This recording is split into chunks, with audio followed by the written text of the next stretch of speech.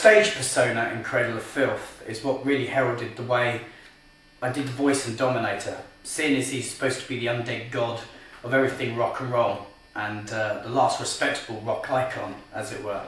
Then it commanded a strong performance as opposed to a small, weedy, shallow voice, better befitting someone like Eminem, for example. And I think this is the best way to portray him. What's going on here then? Start talking, shithead! I mean, he would sound a little camp with a tiny little wee voice, emanating from such a monstrous physique. You're pissing in the wind, Violator. It's over between us. Now get lost! I brought a little bit of myself to the role, the sort of deep side of it. I didn't bother with any sort of high-pitched vocals or anything on it because, you know, he's a big chap. He's got to sound like a bowel movement, hellish bowel movement every time he talks. Hey, what a shag. Tell us, happy people, what the hell are you doing with a skeleton in your kitchen?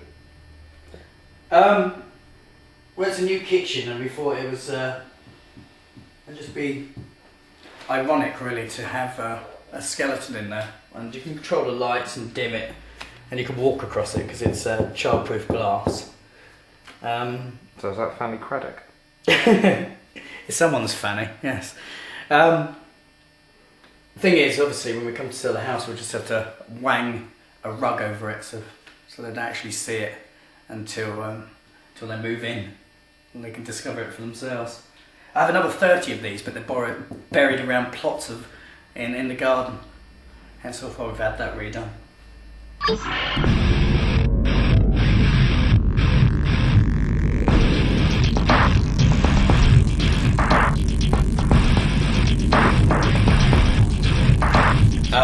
We're in my office, and it probably looks a lot bigger in the camera than it does in real life. But it's just crap I've collected over the years because I'm a big fan of things like giant robots, if that rings a bell, demonic women, and serial killers, and Nightmare Before Christmas, which is obviously an amalgam of everything that Dominator stands for. Animation in general is one of my likes, and Nightmare Before Christmas, and the way it's filmed, and the style, the stop-mo animation.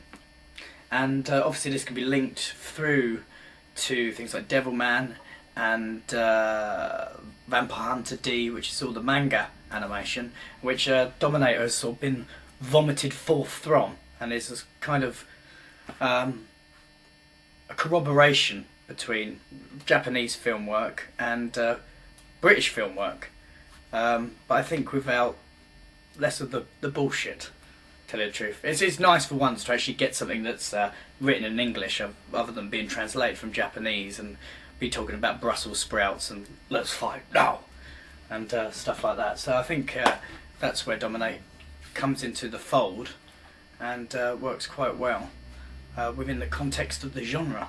My personal favourite scene from Dominator, aside from the jargon, because obviously the Mark and Lard interaction scenes are obviously the best, the pub scenes and the last section as the film closes.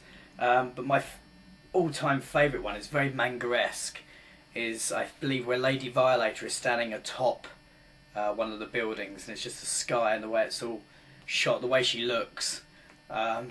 That's just my favourite part of it, just for style.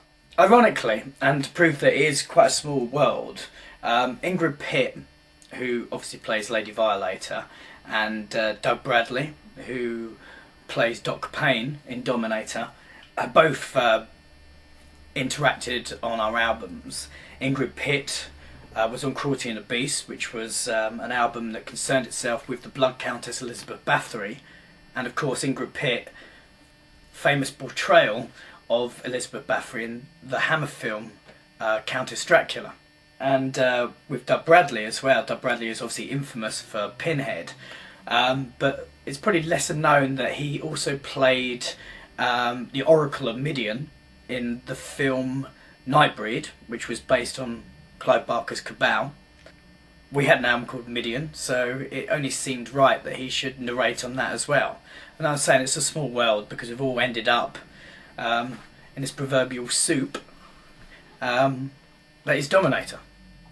It was excellent working with Doug Bradley again, just because he's a really nice guy. You know, diminutive in stature as is myself, compared with his on-stage persona, as it were, as mine is Dani Filth, his is Pinhead, and I mean, as with Christopher Lee, he'll probably rebuke the position that he's been put in, you know, thrust into the spotlight, that's his main character, but everybody will remember him, as they did with Christopher Lee being Dracula. Everybody will remember the icon that is Pinhead, and obviously Doug Bradley played him, so he'll become synonymous with him. But aside from, like I say, the on-stage persona and on-screen persona that is both characters, off-screen in particular, I can't speak for myself, but Doug Bradley is a very nice character, very far-flung from the image portrayed in the whole Hellraiser saga.